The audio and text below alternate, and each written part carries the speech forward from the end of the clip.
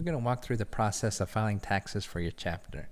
As long as you haven't lost your tax-exempt status, the IRS should recognize you as a 501c7 social club, meaning you are tax-exempt from paying any taxes unless it's related to what they call unrelated business income.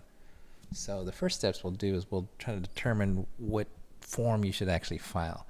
There are 3 different forms that will cover the e-postcard, the Form EZ, and if your chapter doesn't fall within those 2 guidelines, which is the easier ones, you'll be filing the 990. We'll start off with filing the easiest form, which is the e-postcard. This is just an informational return. You'll file this electronically. This is for any chapters making less than $50,000. The easiest form to file, and we'll walk you through the steps of filing it. Go to a search engine, and under the search engine type in IRS 990N e-postcard. From there, you'll actually see the link at the very top, the actual site to the IRS. When you click that, scroll down halfway through to Ready to File section. There is a electronic filing system link that will take you to the IRS's site. Now, if you haven't signed up for a login yet, you will need to create an account. You just need your first name, last name, and email address, and once you get the code and verify your email, then you'll be able to access the IRS's site.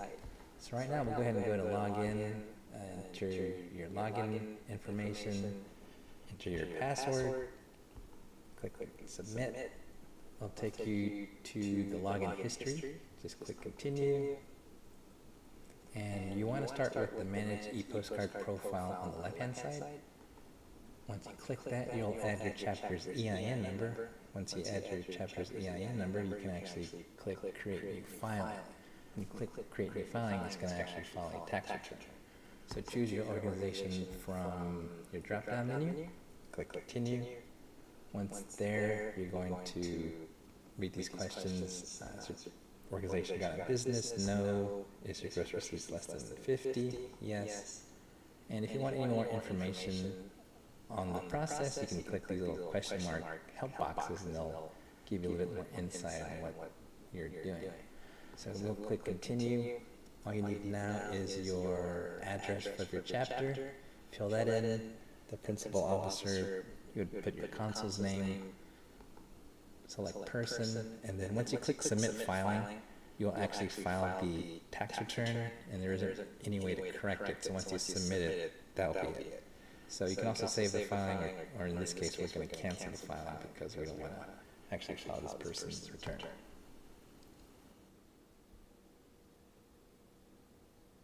So if your chapter makes more than $50,000 but less than $200,000, you'll be required to file the 990EZ, which is a short form. The only info you need are your revenue, expenses, and assets. This is a 4-page form. Just make sure you fill out all the required documentation. If you need any instructions, you can always Google Form 990EZ instructions, and there should be a PDF from the IRS's website that will walk you through the different line numbers of the tax form, and that should help you prepare this return. Now, if your chapter makes over $200,000, then you will need to file the 990. Now, this is a more complicated form. We do recommend that you have a tax professional file this form for you. It's worth the money, instead of you trying to learn how to file this return, and if you file it incorrectly, you'll get, I guess, a letter back from the IRS saying that it's not filed correctly, or they'll ask you for more information. So it's just best to go ahead and just have someone professionally file this for you.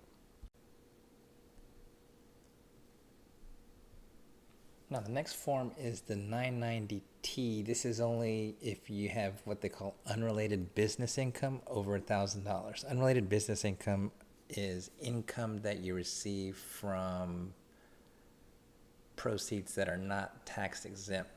For example, if you have vending machines and you're making money off of that, you will actually have to pay tax if you make greater than $1,000. Same with capital gains, or you rent out rooms to non-members.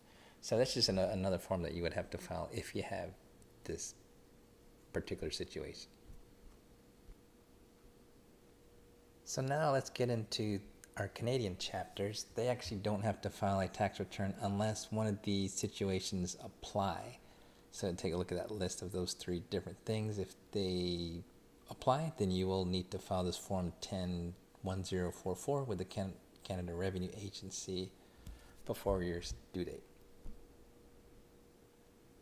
Now, if you have any additional questions or need additional assistance, you can always call the IRS at this toll-free number Monday through Friday at between 8 to 5 your local time.